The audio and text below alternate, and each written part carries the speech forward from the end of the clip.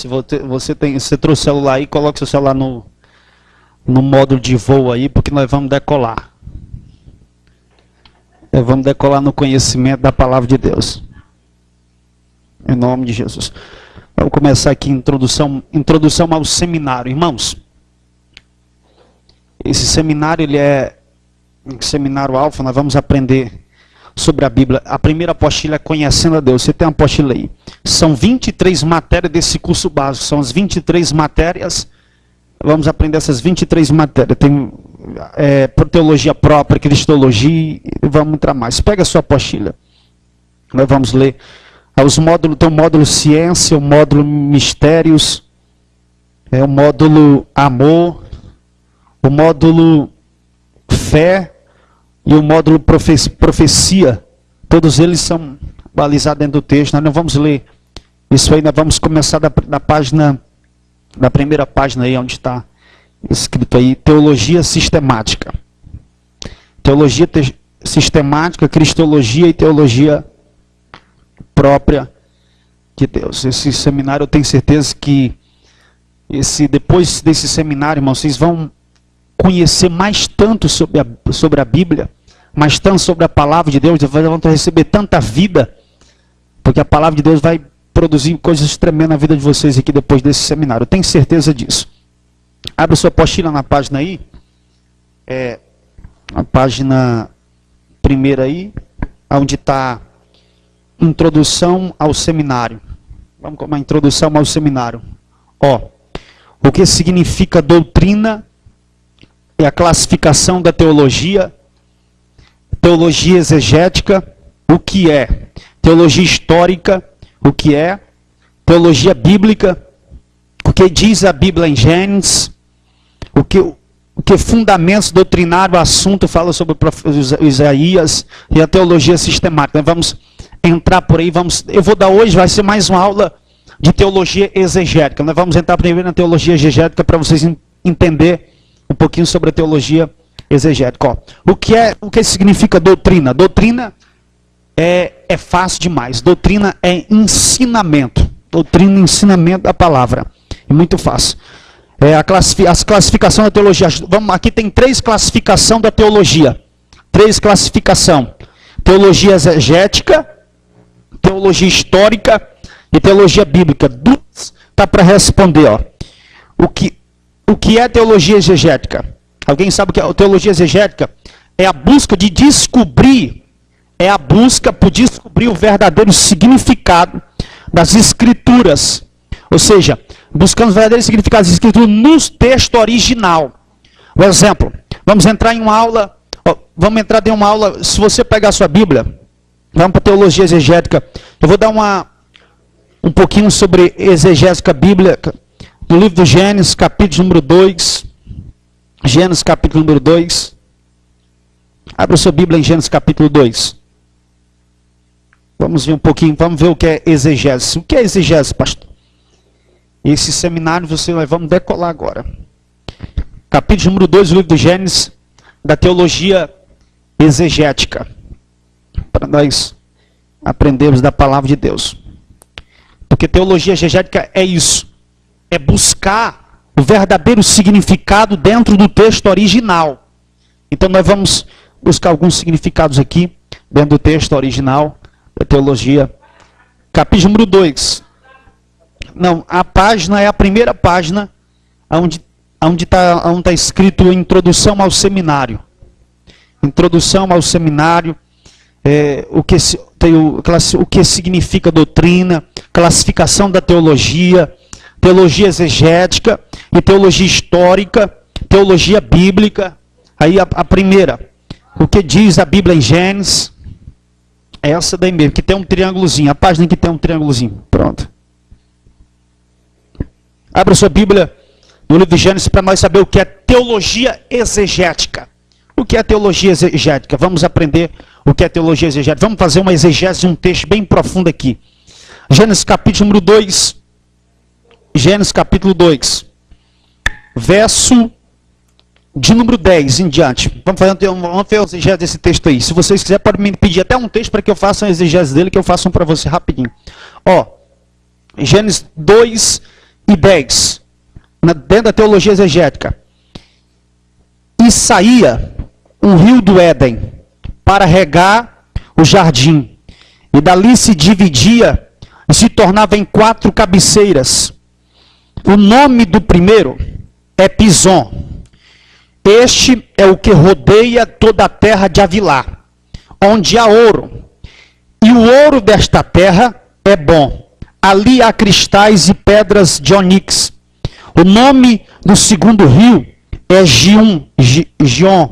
Este é o que rodeia toda a terra de Cus. O nome do terceiro rio é Idequel, o Tigre. Este é o que vai em direção ao oriente da Síria. E o quarto rio é o Eufrates. Versículo 15. E tomou, pois, o Senhor Deus o homem e o pôs no jardim do Éden, para que cultivasse e o guardasse. E pôs o Senhor Deus o homem, Deus ao homem um preceito: de toda árvore do jardim poderás comer. Só até aí. Isso aqui, vamos fazer um exegese desse texto aqui, buscando dentro do texto do original, do texto exegético. Irmãos, olhe para cá para você entender um pouco, um mapa que eu vou fazer aqui para você saber como era o jardim do Éden. Observe que o texto diz, no versículo de número 10, que ele tinha 4 cabeceiras. Ele tinha 4 cabeceiras. O texto diz que o jardim do Éden, porque o jardim do Éden, ele funcionava como se fosse um tabernáculo de Deus. Quando nós chegarmos na aula de tabernáculo, você vai entender mais um pouquinho sobre o Éden. Então o texto diz que lá tinha 4 cabeceiras. Olhe para cá.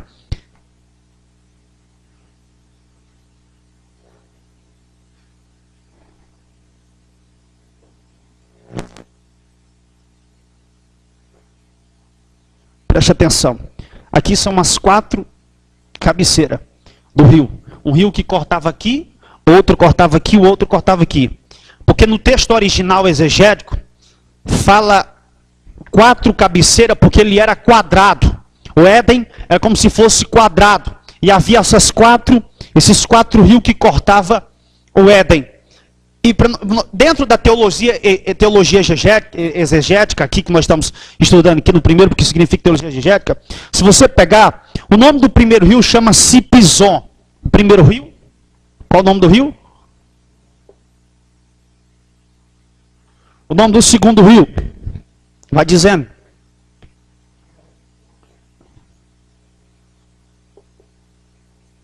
O terceiro.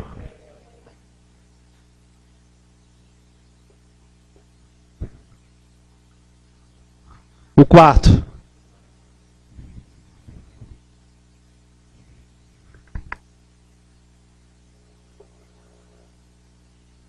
Aí nós temos os 4 rios. Agora, olha o que é teologia exegética. Ele procura o significado do texto dentro dos originais.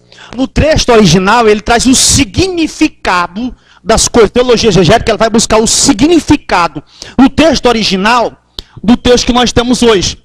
Preste atenção. O que significa, olha, o que significa aí Pison? O rio Pison significa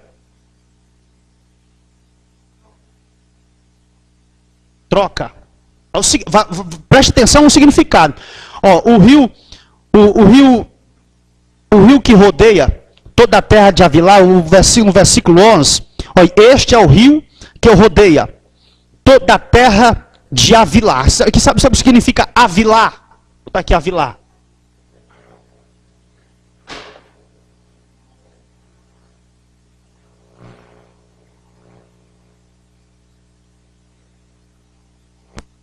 Havilá, se a sua tiver Havilá no versículo de número 11 ainda, ó. Rodeia toda a terra de Havilá. Significa sofredor. Havilá significa sofredor. Versículo de número 13, está escrito assim, ó. O nome do segundo rio é Gion, que significa Gion.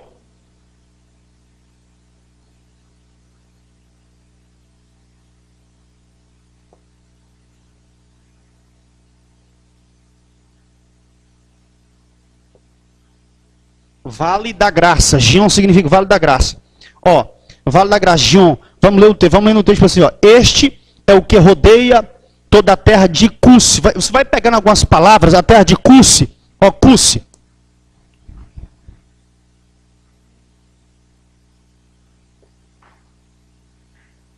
Cusse. O significado de Cusse. Preste atenção, o significado, ó.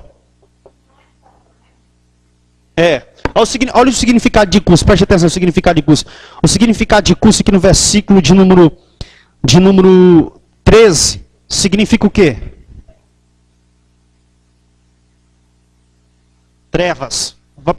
Vai pegando essas palavras desse texto. Dentro dessas palavras que eu estou dando significado para você, vai sair daqui uma mensagem. É por isso que tem pregadores que pregam só dentro da exegese bíblica. E ele faz mensagens tão poderosas que fica de boca aberta. Vamos pegar a mensagem dentro desse texto aí, ó. Versículo de número 14. O nome do terceiro rio é Gildequel. Tigre. Este é o que vai em direção ao oriente da Síria. E o quarto rio é o Eufrates. O Eufrates. Eufrates.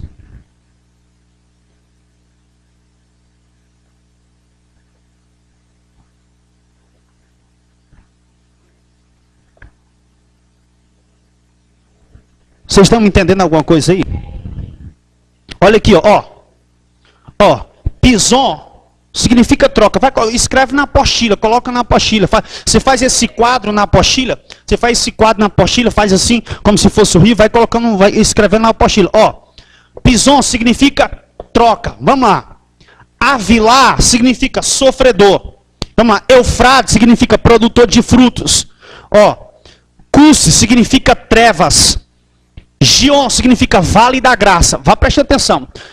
Olha o que significa. Isso tudo está dentro da teologia exegética. A teologia exegética, ela ensina tudo isso. Então você vai pegar aqui o significado do nome do texto original. Agora preste atenção. Ó, olha onde é que Deus vai pôr o homem. Deus, olha a sabiciência de Deus. Dentro da teologia exegética aqui, ó. Olha a sabiciência de Deus. Ele pega o homem, põe o homem dentro do Éden, em volta, dentro de um lugar onde tem 4 rios. E cada lugar que Deus põe o homem tem um significado. Tem um significado. Tudo que Deus coloca na Bíblia, nós tem um propósito. E tem um significado. Olha o significado aqui. Olha para que foi que Deus põe o homem. Ele põe o homem aqui, na terra de Pison, o primeiro rio, Pison, que quer dizer troca. O que quer dizer? Troca. Olha o que Deus está ensinando para o homem. Se você pegar o versículo da Bíblia, no versículo de número 10, ele tá dizendo assim, ó, e sai um rio do Éden.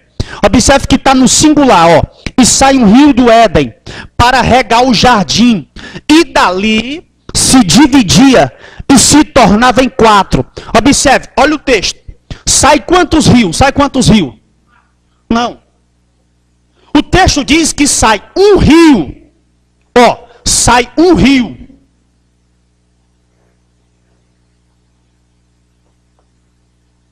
Mas esse rio, ele faz assim. Ó, olha o que aqui o rio faz. Sai um. Aí quando chega aqui, ele faz isso, ó. Ele abre em 4.